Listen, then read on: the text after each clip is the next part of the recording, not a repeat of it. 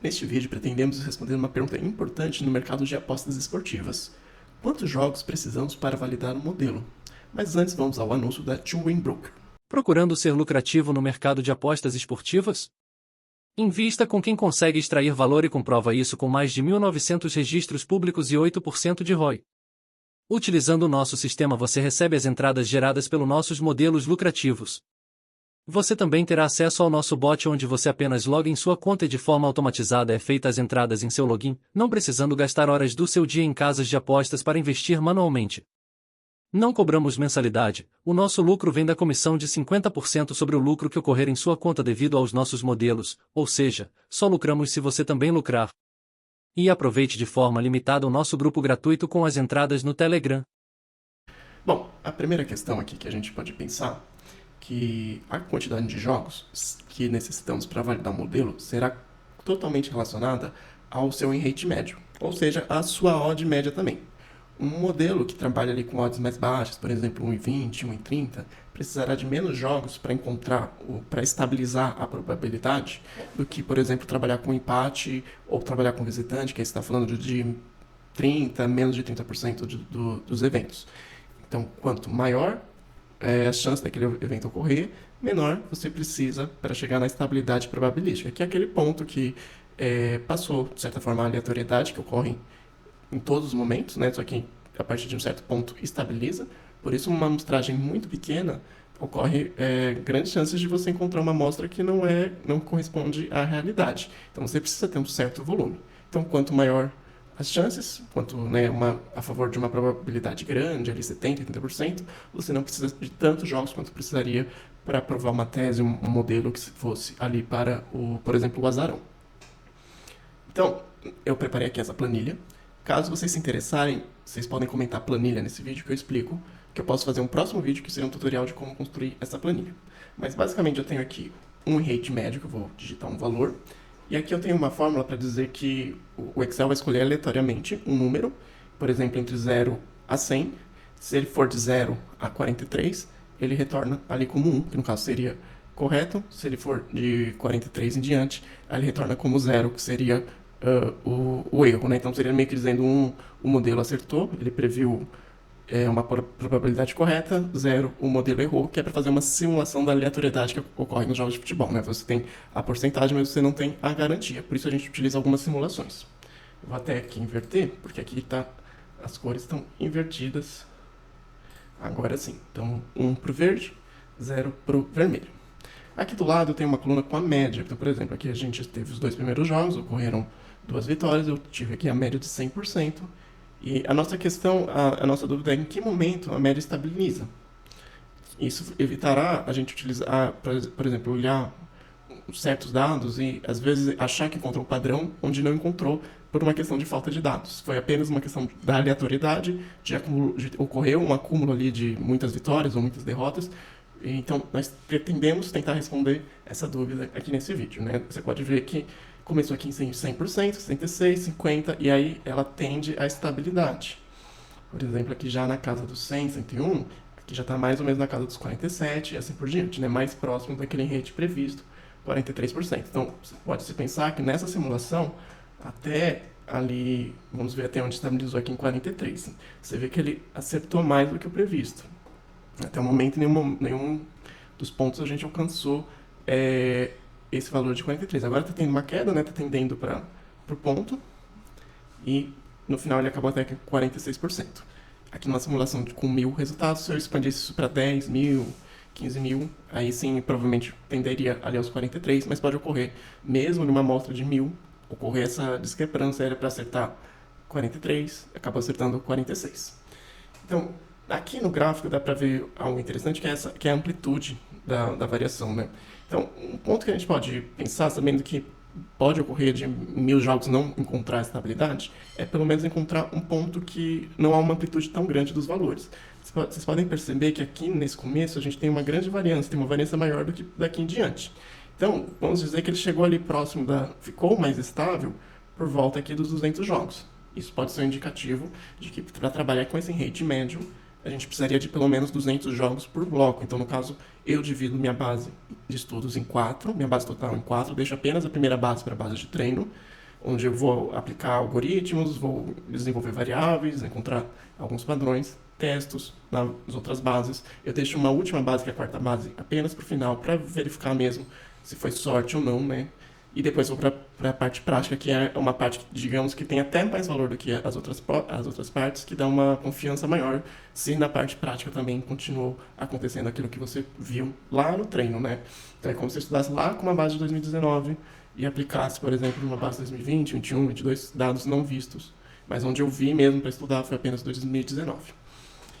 Então, aqui do lado eu deixei aqui as médias por mercado. Então, esse primeiro mercado que a gente viu foi o mercado da vitória do mandante, que é um mercado que tem uma média ali de 43% na minha base histórica. Aqui eu arredondei, né? Se for ver mesmo, teria ali as dízimas, mas para facilitar o vídeo, eu deixei todos arredondados.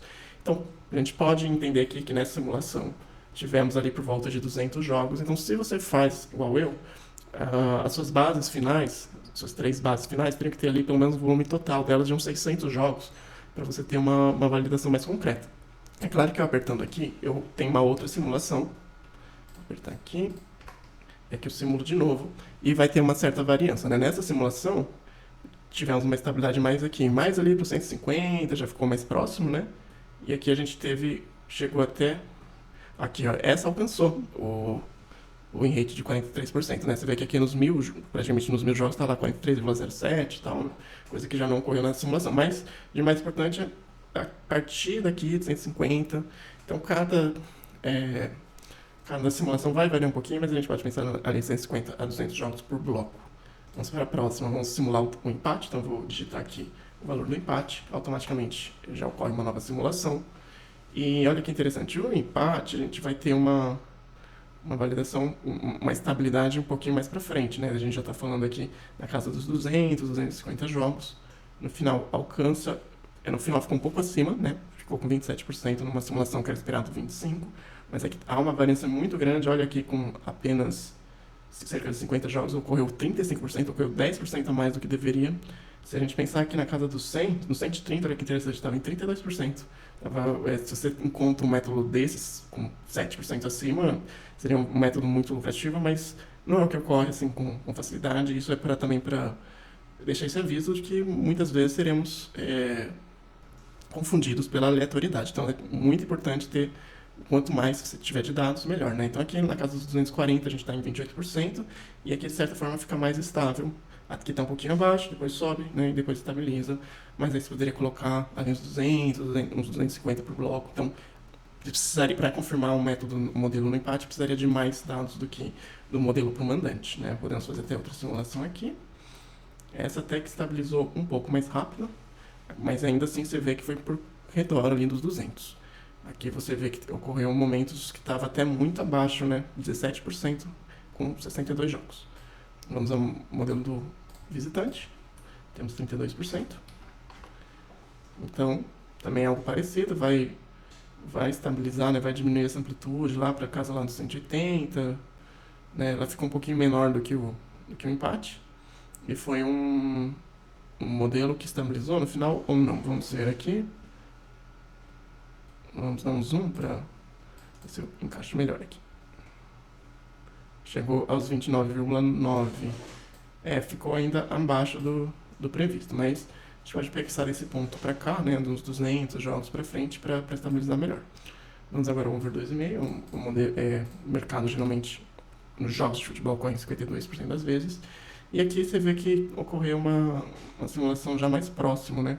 Já aqui na casa dos 126 você já não teve tanta amplitude. Vai mais ou menos estável até o final, momentos aqui de baixa, momentos de alta, e ele estabiliza aqui. Há sempre uma tendência de regressão à média, né? Aqui estava muito abaixo, entendeu? Ainda subiu e depois voltou estável.